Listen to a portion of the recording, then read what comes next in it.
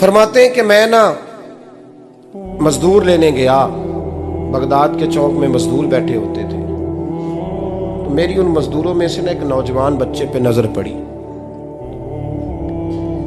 बड़ा कमजोर सा वजूद था, लेकिन चेहरे पर इबादत का निशान था। माथा बताता था कि नमाज का बड़ा ख्याल रखता है। मैं उसके करीब गया। चेहरे भी बड़ा कुछ बताते हैं ना, चेहरों में भी बड़ी रानाई होती है। फरमाते हैं मैं करीब गया, मैंने उसको कहा बेटे मजदूरी करोगे? तो कहने लगा मजदूरों में बैठा हूँ तो हुजूर मजदूरी के लिए ही तो बैठा हूँ। तो मैंने कहा कि चलो फिर। कहने लगा नहीं मेरी कुछ शर्तें। मैंने कहा बताओ। कहने लगा पहली शर्त यह है कि लोग 4 दिनार दिहाड़ी लेते हैं, मैं 3 दिनार लूँगा। मैंने कहा यार भाई तो बड़ी बेहतरीन है, बाकी भी इस तरह की रख ले। उसने कहा हुजूर दूसरी शर्त यह है कि मैं आपकी मुकम्मल बात मानूंगा, लेकिन जब अजान हो जाएगी फिर आपकी नहीं सुनूंगा। तीसरी बात उसने ये की कि हुजूर मैं आपके घर में काम करूंगा पर आपके किसी सवाल का जवाब नहीं दूंगा।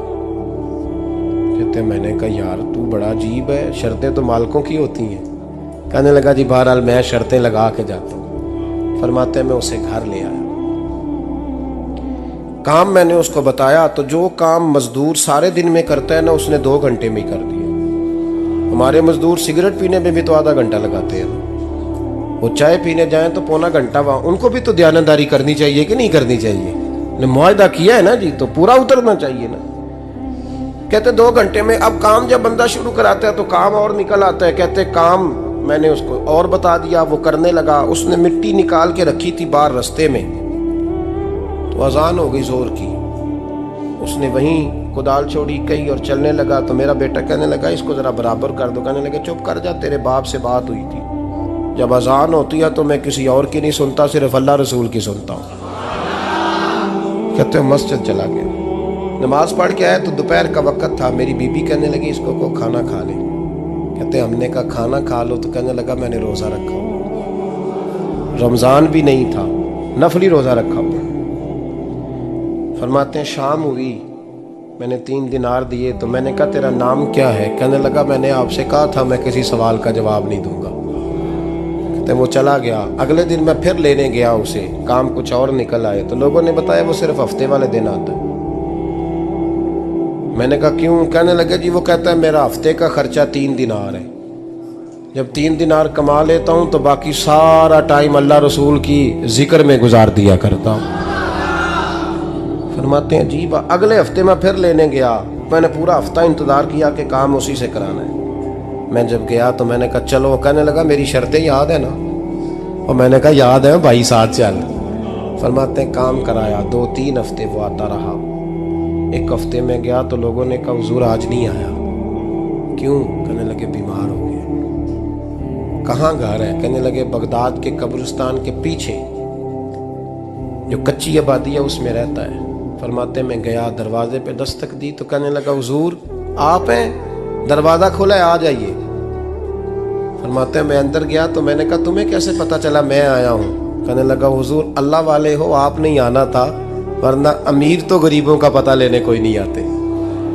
कहते मैं करीब गया तो कहने लगा मैं आपका इंतज़ार कर रहा था, तेज़ बुखार है, तप रहा। जेब से कुछ पैसे निकाले, कहने लगा ये पैसे रख लें। एक अंगूठी निकाली, कहने लगा हुजूर आज रात को मेरा इंतकाल हो जाएगा, इन पैसों का कफन खरीद के सुबह जनाजा पढ़ के मुझे दफन कर देना, और जब दफन करो तो ये अंगूठी लेके असर के बाद हारून रशीद के पास जाना। आप उसे कहना मैंने मिलना है पर वो आपको टाइम नहीं देगा। आप उसको आवाज़ दीजिएगा कि तेरी एक अमानत है मेरे पास, फिर वो आपसे मिलेगा तो अंगूठी दे दें, फिर आप मेरी तरफ से फारिग हैं। हज़रत फरमाने लगे तेरा नाम? और कहने लगा हुजूर वक़्त थोड़ा है,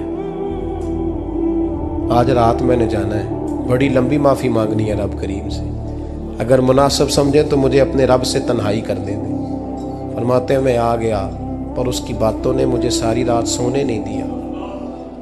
फरमाते हैं सुबह बड़ी मुश्किल से सूरज निकला, मैं गया दरवाजे पे हाथ रखा तो दरवाज़ा खुला हुआ था।